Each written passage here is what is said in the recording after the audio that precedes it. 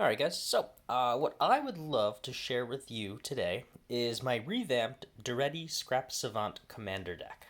This was one of my first pre-con decks that I got a while ago. I've always built things into it, and I realized that it was becoming a little bit oppressive with a few cards, so I removed a bunch of things, I started fine-tuning it, and then I just decided, you know what, let's scrap 30% of this deck and rebuild it. So you can find on my channel one of my previous versions, but let's go over Daretti. This is kind of like a new deck. So Daretti Scrap Savant is a commander, 4 mana, 3 and a red, and it comes into play with 3 loyalty counters. This is an artifact-themed commander. The +2 ability, you get to discard up to 2 cards, then draw that many cards. So you kind of have like a inverted Faithless Looting built into Daretti. The -2 is really powerful. Sacrifice an artifact. If you do, return target artifact card from your graveyard to the battlefield. So it allows you to kind of swap things from play and graveyard. Very powerful. And the -10, which is Daretti's ultimate, you get an emblem with whenever an artifact is put into your graveyard from the battlefield, return that card to the battlefield at the beginning of the next end step. So all of your artifacts, even if they get destroyed, they're coming back. So I wanted to kind of play around with this deck and see what I could build and put together. So let's go over the deck and see what I've added, and I'm just going to kind of do this as a brand new deck tech for Daretti. Alright, so these are in order of casting cost. We'll start with the 0 drops. Alright, an Everflowing Chalice, great card with a multi-kicker. Basically, every time you kick it, it comes into play with an extra charge counter. It's a mana rock. So for 2 mana, it taps for 1. For 4 mana, it taps for 2. 6 mana, it taps for 6. It's got a lot of flexibility with it. Alright, in our 1 drops, we have a Goblin Welder, which is an obvious card within this deck. It allows you to exchange an artifact from graveyard and in play. And it doesn't have to be your artifacts either, so you can do some shenanigans with that as well. We've got a Pyrite Spellbomb, just a nice little way to blow up little mana dorks, cycle it into drawing stuff, Daretti fodder, just an early drop with a little bit of flexibility. Codex Shredder is one of my favorite cards actually in this deck. It's 1 mana you can tap to mill the top card of their library, and you can pay 5 and tap to return a card from graveyard to hand. Once I get this in play, every turn I'm going to be milling myself to hopefully get good targets for Daretti to do a swap. An obvious Soul Ring, taps for 2 mana. Burning Inquiry, this is one of my favorite cards for causing chaos within the game, especially if you draw this turn 1. I like having cards in the graveyard, so this lets me mill 3 cards in a way, but really allows me to hit every player with a little bit of chaos in their hands. So, you know, everybody gets ready with their hands. Let's say I'm going first. 2 people mulligan maybe. All of a sudden, Burning Inquiry could really throw them off and slow them down. Alright, we have a Faithless Looting, an obviously great card for here. Draw 2, discard 2 with a flashback ability. Gamble is one of my favorite tutors in the deck. Search your library for a card, put that card into your hand, then discard a card at random. Even if I discard a good card, I'm doing pretty good. If this is the only card in my hand, it basically allows me to exhume, or basically put an artifact or any card into my graveyard. Skull Clamp for getting rid of 1/1s, or equip it onto a creature and then do the Daretti Sacrifice and swap and draw 2 cards from it. Alright, in our 2 drops, we have a Goblin Engineer. Great card. It's one of the newer Modern Horizons cards. When it enters the battlefield, search your library for an artifact card, put it in your graveyard, then shuffle. And you can pay red, tap, sack an artifact to return an artifact with mana 3 or less to the battlefield. It's no Goblin Welder, but it's pretty darn good in this deck anyway. It's a nice way to tutor up something. I threw in a Steel Overseer to give my artifact creatures +1/+1 counters. There's also a few shenanigans and interactions with here we'll talk about a little bit later that allowed me to untap artifacts and things like that, but Steel Overseer is a great way to make your army of 1/1s or small artifact creatures that much stronger. Alright, we have a Mind Stone, just 2 mana, taps for 1. You can also sacrifice it to draw a card. This is one of those cards with Daretti, with the ultimate emblem. You can get some recurred value every single turn. Ichor Wellspring, same thing, enters the battlefield, is put into the graveyard, you draw a card. Mycosynth Wellspring, basically the same thing except search for a basic land. We have a Ratchet Bomb, just a nice way to take care of things. Immediately kills tokens, but you can also start building it up to take care of any other threats on the board. Play it politically, take advantage of your opponent's, in terms of what they play and what they keep in play. A Goblin Lore, great card to draw 4 cards and then discard 3 cards at random. Again, Daretti loves things in the graveyard, so this can only help you in the long run. Threw in a Magma Quake. This takes care of creatures without flying and planeswalkers. Nice way to just clear the field. Also to get rid of very pesky planeswalkers. A lot of people in my meta run quite a few of them, so this is a nice thing to play around with. Starstorm, very similar card, does X damage to each creature, but you can also cycle it. Nice way to, again, clear the field.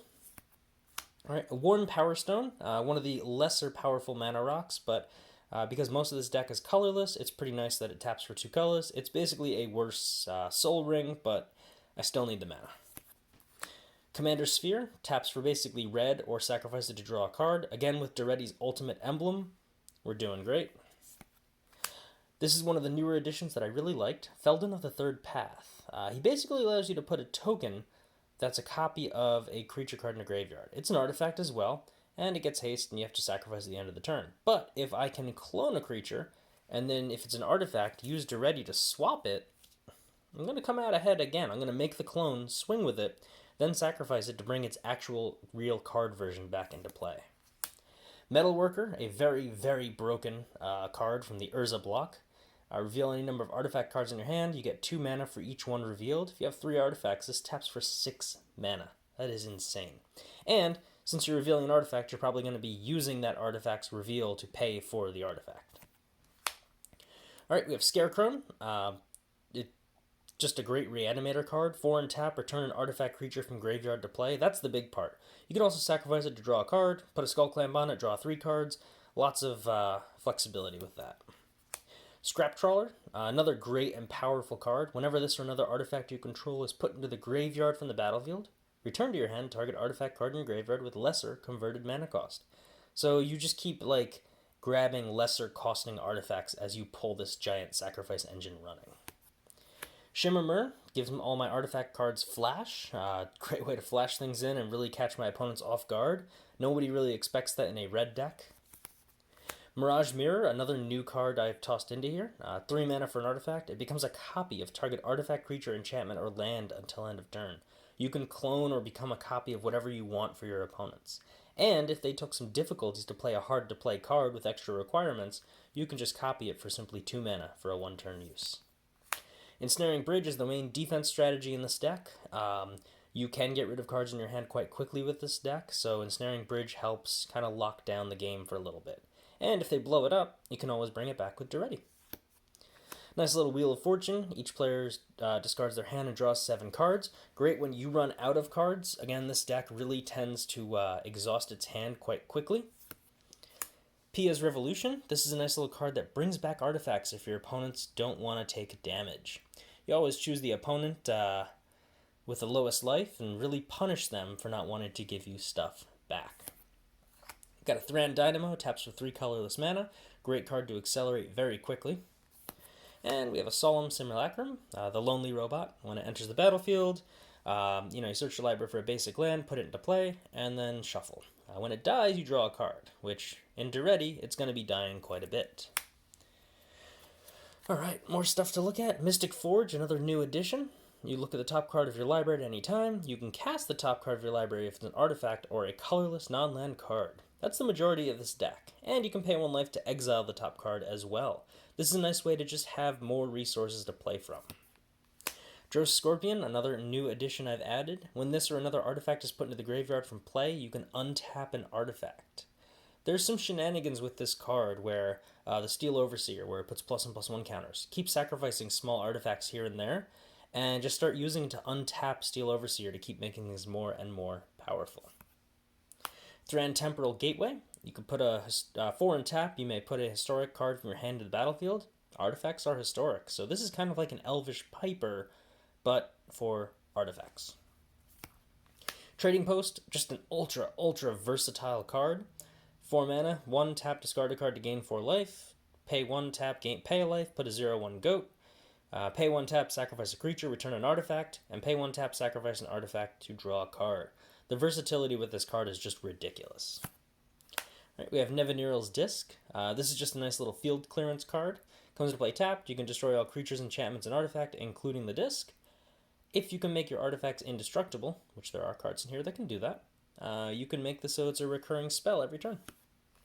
Got a Silent Arbiter, another way to lock down the field and mitigate threats. No more than one creature can attack, no more than one creature can block.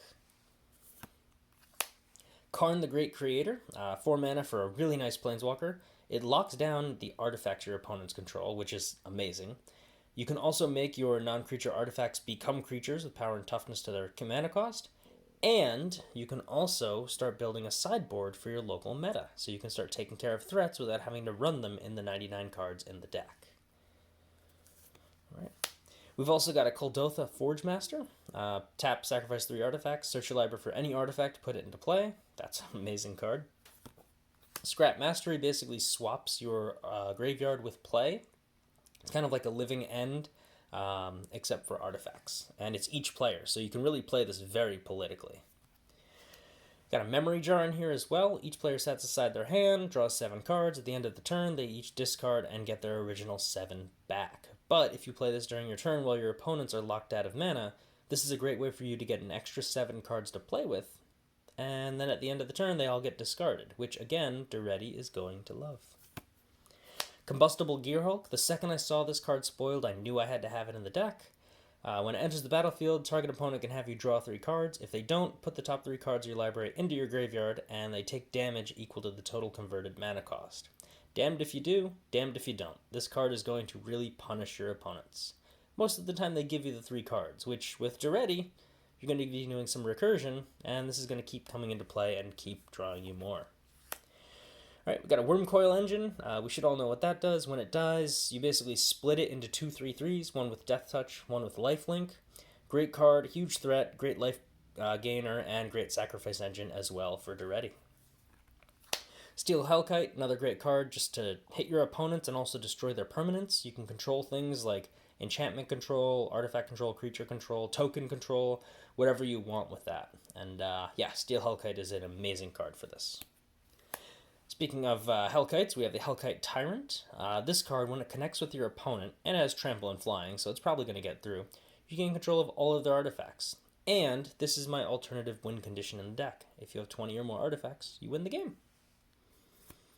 Soul of New Phyrexia just makes things indestructible. You have a lot of mana with this deck, so it's a great card to just play around with. And you also have the surprise, oh look, I can exile from my graveyard to make my permanents indestructible. People rarely see that second ability on the Soul of New Phyrexia.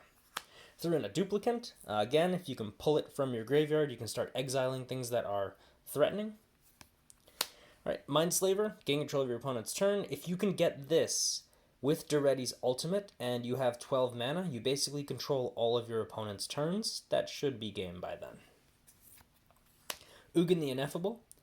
First off, it makes your colorless spells cost 2 less to cast, which is insane in this deck. Oh, all of my artifacts cost 2 less? I'll take that, thank you. You can also exile the top card of your library to turn it into a 2/2 Spirit. When the token leaves the battlefield, you get the exiled card into your hand. And you can also destroy a permanent that's 1 or more colors. The flexibility on this card is great. I also decided to toss in a Planar Bridge. Since we have so much mana in this deck with our mana rocks, search your library for a permanent card, put it in the battlefield. It's a great way to just pull in some big hitting cards, which we'll see as the mana costs keep going up. Myr Battlesphere, a very obvious card for this deck. Enters the battlefield, you make 4 1/1 colorless Myr artifact creature tokens. Whenever it attacks, you can tap them, or any number of Myr, and it gets +X/+0 and does X damage to the defending player. You can really hit hard with this card, especially if you can recur it into the battlefield a few times. Pentavis, very similar. It makes 1/1 artifact creatures, great fodder for Daretti, but also a great way to just go wide and then grab the Steel Overseer to keep dropping counters on it. Right, we're almost done with our actual cards. We'll talk about the lands, and then we'll go from there. Platinum Angel, an obvious inclusion in this deck. You can't lose, your opponents can't win. Great way to lock down the game if you can keep the Platinum Angel protected. Spine of Ish-Sa, enters the battlefield, destroy a permanent. When it's put into the graveyard from the battlefield, return it to its owner's hand. If Goblin Welder is swapping this again and again, or Daretti's doing a swap, you get another destruction spell to happen. All is Dust. Great card because it's not destruction, it's a sacrifice mechanic. Each player sacrifices all the colored permanents they control.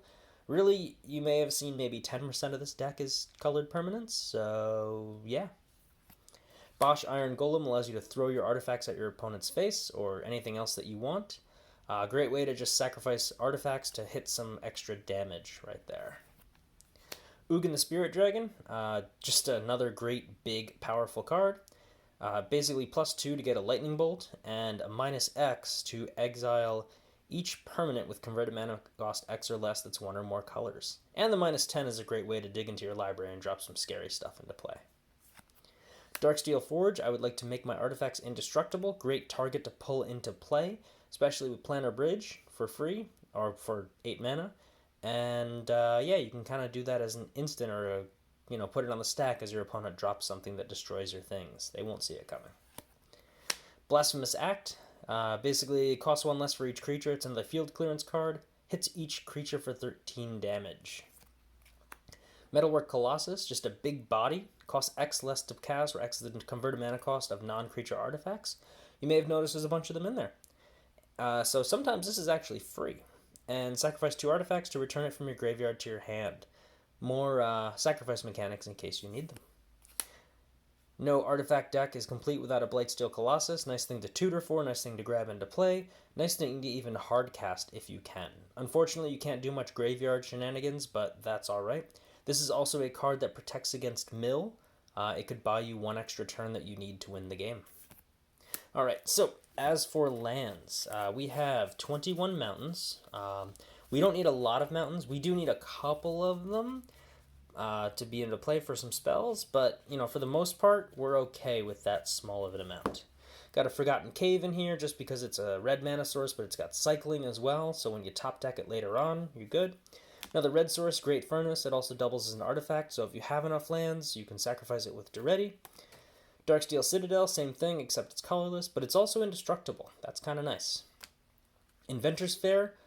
Beginning your upkeep, if you have 3 or more artifacts, you gain a life. I know it doesn't sound like much in a 40-life game, but it does add up over time.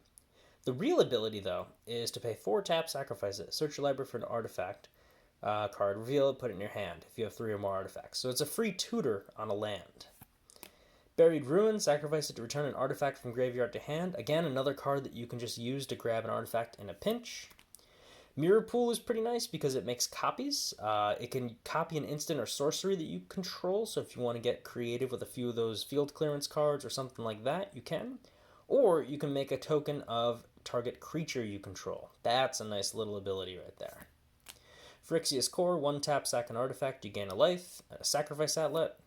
Karakeep makes little 0/1 red kobolds. They're nice because they're little chump blockers, and it's just nice to have that utility. Blast Zone, another newer card. Enters the battlefield with a charge counter. Taps for colorless. Pay XX tap, put X charge counters on Blast Zone. And then you can pay 3 and tap to basically ratchet bomb whatever you want with it. Ancient Tomb taps for 2 colorless, but you do take 2 damage. That's okay. We have enough life. And it's also nice to get like a turn 2 or turn 3 Daretti into play if you get some good luck with drawing cards. Scorched Ruins comes into play. Sacrifice 2 untapped lands or bury Scorched Ruins, but it taps for 4. Again, early card to drop, taps for 4 mana, ridiculous power.